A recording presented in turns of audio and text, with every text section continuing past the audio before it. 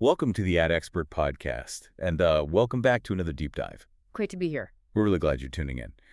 Today we're set to unpack some, pretty critical insights for navigating today's online world. As an agency, AdExpert, we're based here in Los Angeles, and we're deeply rooted in data-driven strategies. Right.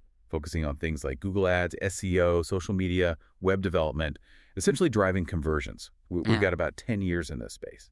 And we leverage everything from, past client data, competitor analysis, all the way to real-time tracking, and even innovative AI solutions. It's all about building tailored marketing. Custom strategies. So let's dive right in. Today, we're really focusing on something foundational for online growth. How to create an effective online sales funnel. We've looked through the sources you sent over articles, some research, your notes, and our mission really is to boil down the most impactful strategies for you. We want to uncover those aha moments and arm you with actionable steps. Turn those visitors into devoted customers. And what's really interesting looking at this material is how directly it connects back to AdExpert's core philosophy. It's this idea that every marketing effort, it has to be part of a bigger, coherent system. Understanding the sales funnel, well, it isn't just foundational. It's basically the strategic roadmap. It connects all those tactics, turns clicks into conversions, but with purpose. Exactly. It's definitely not just another buzzword. It's like the engine for your business's growth. Now, when we talk about an online sales funnel, what are we actually describing? It's essentially a path, right? Yeah. A carefully structured one.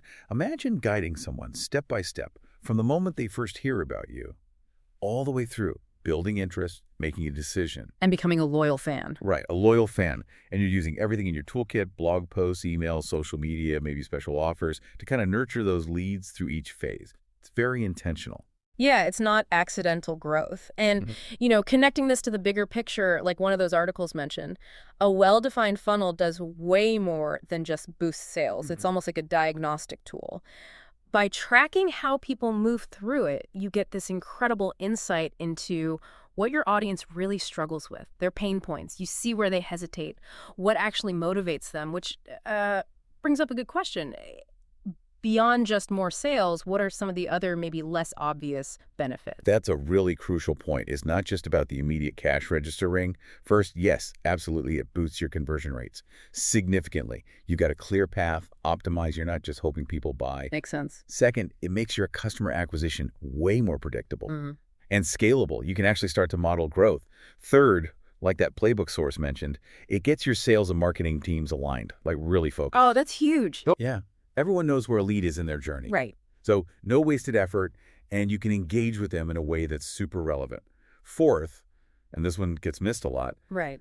it makes the post-purchase experience better. That builds loyalty. And fifth, back to that diagnostic point you made, it helps you pinpoint exactly where your message might be weak or maybe where a competitor is doing better. It's like an X-ray of the customer journey. Exactly. It helps you see what they need right when they need it. It's about being proactive, guiding them, not pushing. So, okay, keeping those benefits in mind, Right. Let's get practical. Let's shift to the how.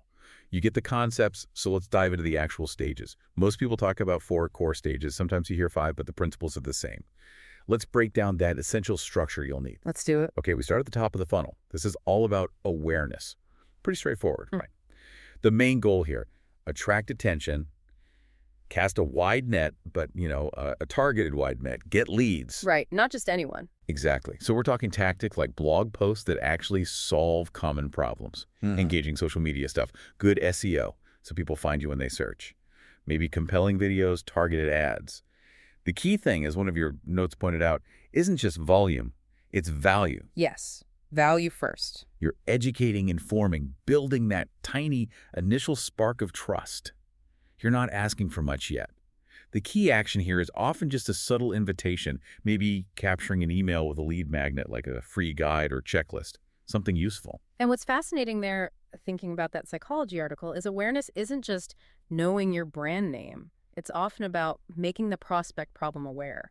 They might not even fully grasp their challenge yet. You're not selling, you're just shining a light on that challenge and hinting you might be able to help guide them, which leads smoothly into the next part. Right, the middle of the funnel. Yeah. This is the interest or consideration stage. So you got their attention. Now the goal shifts. You need to build deeper trust and actually start solving those pain points you just highlighted. Okay, so how do we do that? This is where you nurture those leads. More targeted content. Think Helpful emails, still not super salesy. Maybe case studies showing real results. Product comparisons can be good here. Webinars that go deeper into solutions. You start using social proof testimonials, reviews. Showing that other people trust you. Exactly. And explaining the specific benefits, the tangible outcomes of what you offer. Less hard sell, more proof of value. And, this is often where that consideration piece really stands out, especially for, say, B2B or bigger purchases, like some of your sources noted. The customer isn't just interested now, they're actively evaluating. They're comparing you, asking detailed questions. They're trying to picture using your solution.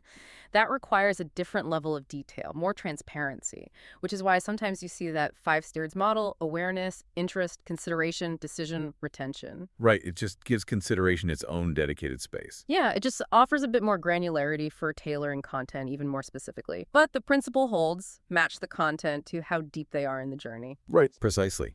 So from interest and consideration, we naturally move to the really crucial part, the bottom of the funnel, the decision stage. The moment of truth. Exactly. This is where you convert those warm leads into actual paying customers. The tactics here: make it easy, make it compelling. Think strategically used discount codes, maybe a free trial, personalized demos, limited time offers to create a bit of urgency. Reduce that friction. Totally. That optimization guide you shared really hammered this. Make the purchase process frictionless. Address any final doubts or objections clearly. Make it a no-brainer, basically. Yeah. Makes sense. And then the stage that honestly so many businesses kind of drop the ball on. But it's vital for real growth, the post-purchase stage. All about loyalty and retention. Keeping them happy after they buy. Yes.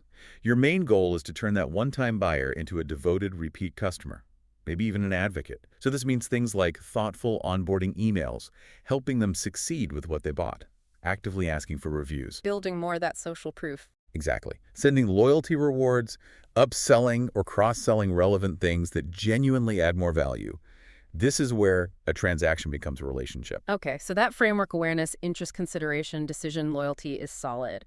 But how do you actually build it? Take it from concept to reality for your specific business, using the practical stuff from the sources. This is where it gets really interesting, moving from theory to action.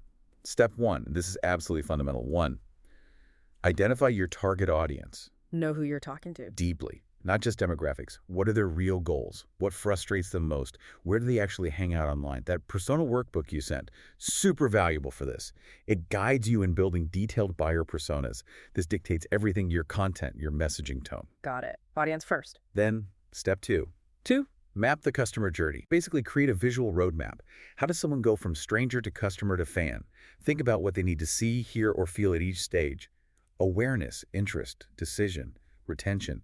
Anticipate their needs. Design that smooth path. And that anticipation, it flows right into step 3. 3, create content that supports every stage. Like your content blueprint stress, generic stuff just falls flat. For awareness, educational blog posts, maybe cool infographics, short shareable videos. For interest, those deeper case studies, comparison guides, maybe webinars. Decision stage. That's demos, free trials, clear pricing, maybe testimonials right there. And post-purchase, personalized tips, community access, advanced guides. Each piece has a job to do. Right. Which brings us neatly to 4. Use lead generation to build trust. This is your value exchange. Offer something really useful for that email address. The lead magnet. Exactly. Not just sign up for updates. Think a meaty industry report, a helpful calculator, a mini course, a checklist they'll actually use. It builds trust right away and grows that vital email list. And that list powers step 5. 5. Build an email marketing sequence. Once you have permission, set up automated emails. Keep them short, super helpful, focused on their pain points. The goal, like that workforce guide said, is to gently guide them towards buying, adding value, and handling objections along the way, not just spamming them. So those 5 steps really lay the foundation, but, just setting it up isn't enough, is it? How do you make sure it's actually working, performing well, and importantly, adapting over time? That raises a key question, which leads perfectly to step 6. 6, optimize for conversions at every step. You have to become like a funnel detective. Watch where people drop off. Where's the leak? Exactly. Is the landing page confusing? Is the button hard to find? Is the message unclear? Too many form fields. That A/B testing document you had was spot on. Test everything. Headlines, layouts, button colors, calls to action. Even small tweaks can make a big difference. Simplify things. Use clear CTAs that match where they are mentally. Right, a CTA for awareness is totally different than one for decision. Totally. And finally, step 7. Follow up with new and existing customers. Remember, the funnel doesn't end at the sale. This is where you build that long-term value. Keep building the relationship. Personalized offers, asking for reviews, loyalty perks. That research on customer lifetime value, it clearly showed repeat business and referrals are often way more profitable. And happy customers tell others. It feeds back to the top. Precisely. Okay, so that's a solid blueprint. But let's talk about maximizing success. A few key strategies to really elevate the results, first off, and maybe most importantly, focus on the customer experience. Yep. Like obsessively, every single touch point from the first ad they see to the thank you email should feel easy, smooth, consistent. Yeah. Fast pages, simple navigation. It sounds basic, but it's crucial for trust. Less friction, better results. Absolutely critical. Second, really make use of social proof. People trust other people. Yeah. So strategically weave in those testimonials, case studies, star ratings. That article on behavioral economics, it wasn't just having proof, but how you show it. Show people like your target audience succeeding. It's incredibly persuasive for those on the fence. Good point. And if we connect this to the bigger picture, these aren't just tactics in isolation. It's about building this whole ecosystem where everything works together, your team, your tech, your customer knowledge, which brings up another key tip. Empower your sales team. Share those funnel insights. Let them know what people have seen. Exactly. What content did this lead engage with? What webinars did they attend? What pages did they linger on? That sales and marketing alignment guide was clear. This helps them have much smarter conversations. They're not starting cold. Right. They have context, they can address specific concerns, and close rates go up dramatically. It makes total sense. And one more. Use automation, but keep it human. Automation's fantastic for efficiency, consistency, saving time, no doubt. But you have to keep that personal touch. Use their name, segment your list so messages are actually relevant, offer real value, write like a human, not a robot. It's about blending that efficiency with genuine connection. Okay, so wrapping this all up, what does this mean for you listening? Learning how to build and crucially refine an effective online sales funnel. It's a game changer, really is. It's about building this robust, predictable pipeline. It doesn't just get traffic, it turns visitors into leads, leads into customers, and ideally customers into fans. Advocates. And it really boils down to consistently focusing on solving actual problems for your audience and delivering real value, step by step. Which leaves us with a final thought, maybe a question to ponder. In this digital world that changes so fast, how can continuously testing and adapting your funnel, even tiny tweaks like changing one word or testing a new image, how can that relentless optimization lead to truly exponential long-term growth for your specific business? It suggests it's not about finding the one perfect funnel, but nurturing this constantly evolving responsive system. Exactly. Keep it simple where you can, always test, always measure, and stay laser focused on what your audience truly needs. That's the path. Thanks so much for joining us to this deep dive.